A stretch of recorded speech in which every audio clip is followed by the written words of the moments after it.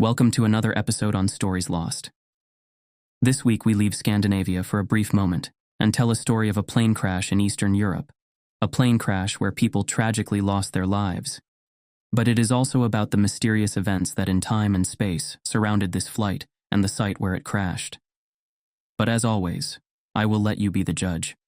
Let me recount the events that to this day are shrouded in an enduring mystique and recurring speculation. This curious incident that I am about to tell you about took place in Romania. Romania is a country located at the crossroads of Eastern, Central, and Southeastern Europe. Here, the majestic mountain range of the Carpathians ends its formed arc of mountains that runs through Slovakia, Poland, Hungary, Ukraine, and Romania. It was in this beautifully rugged terrain that strange events took place in the early years of the 1990s.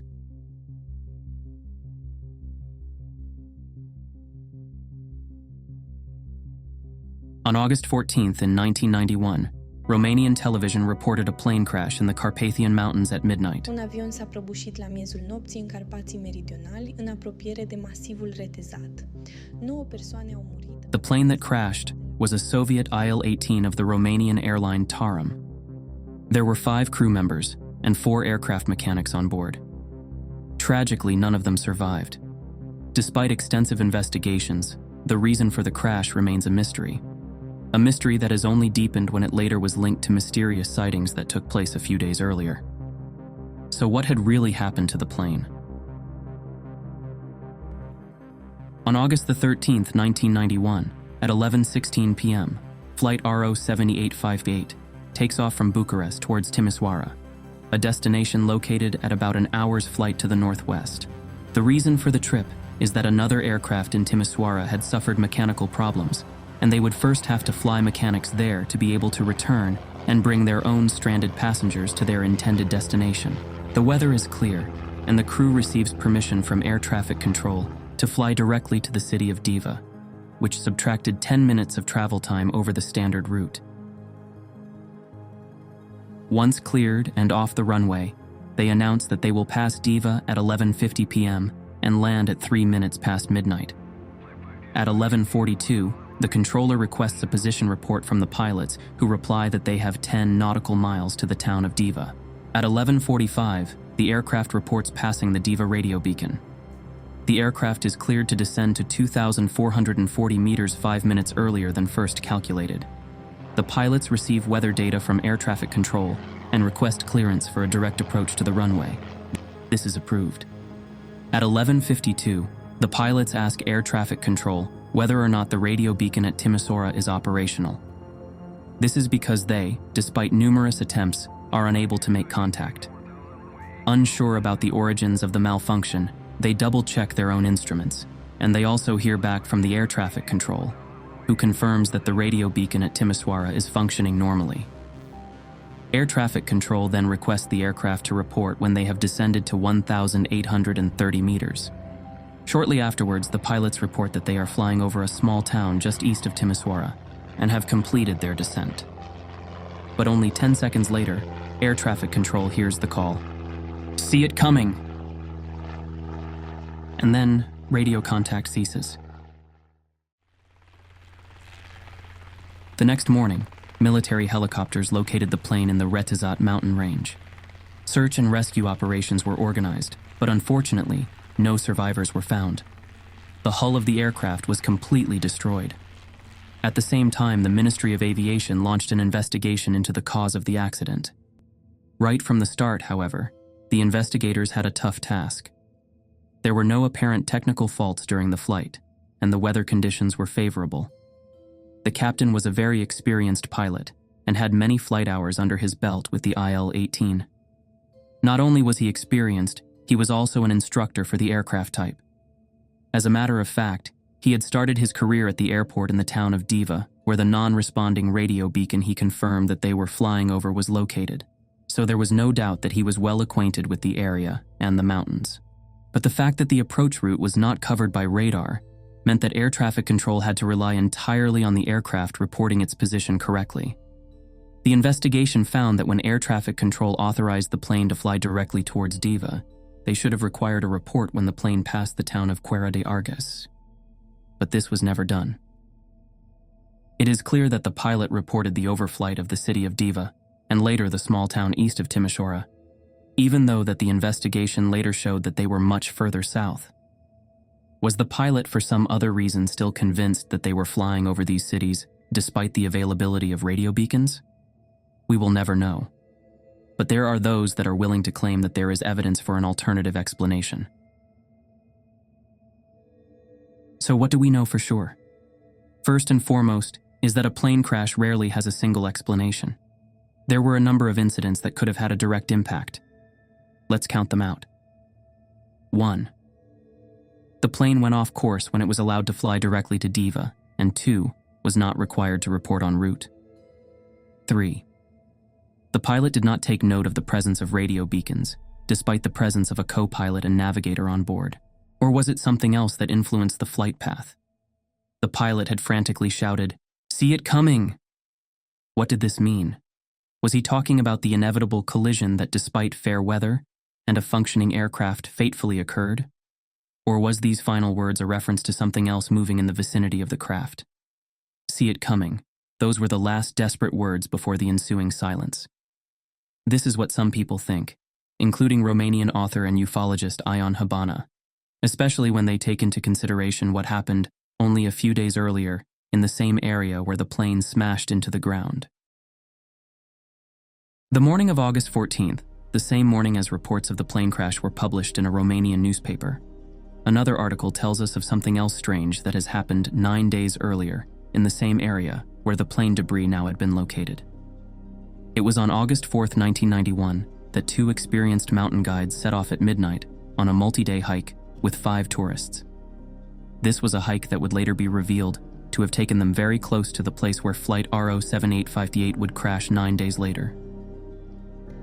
The destination of the hike was Bucura Mountain Lake, which is beautifully situated next to the area's highest mountain named Peliaga, which is at an altitude of 2,509 meters above sea level. The group set off on their hike at a good pace, but after a few kilometers, they realized they needed to slow down because one of the tourists had a sore leg.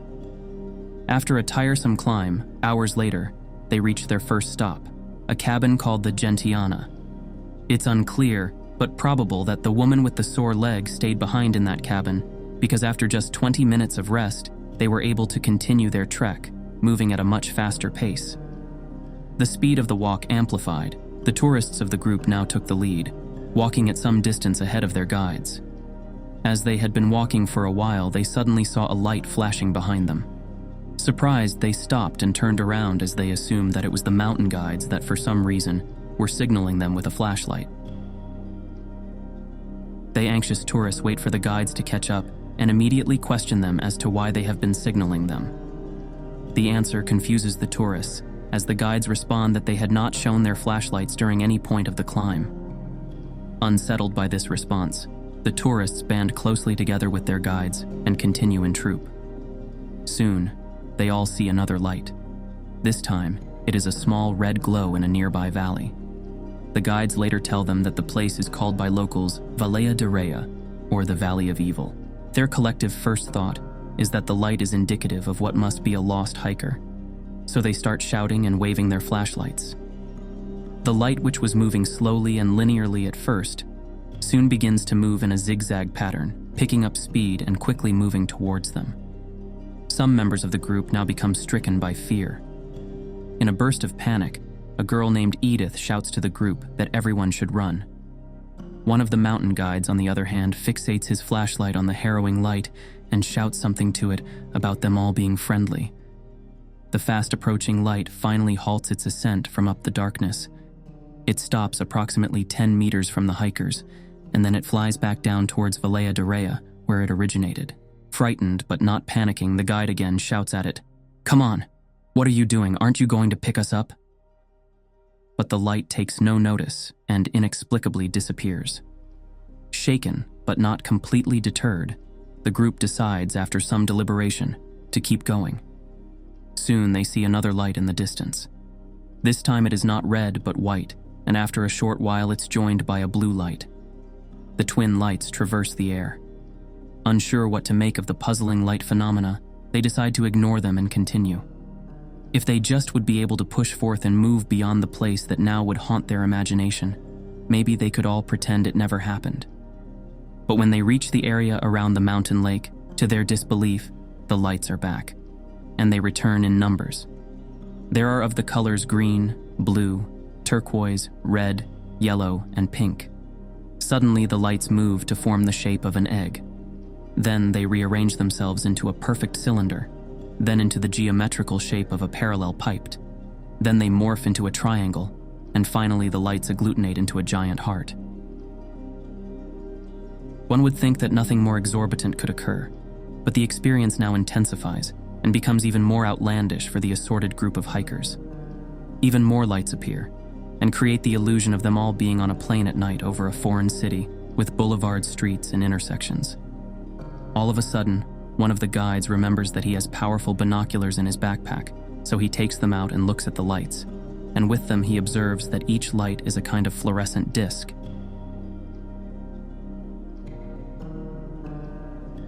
Not knowing what to think, even though they all were in possession of the same shared experience, they decided there was no better option but to once again push forth and continue their trek. With the eerie lights at their backs, they once again pick up their pace. With the lake finally in sight, the guides tell the tourists that there are colleagues located at the campsite ahead.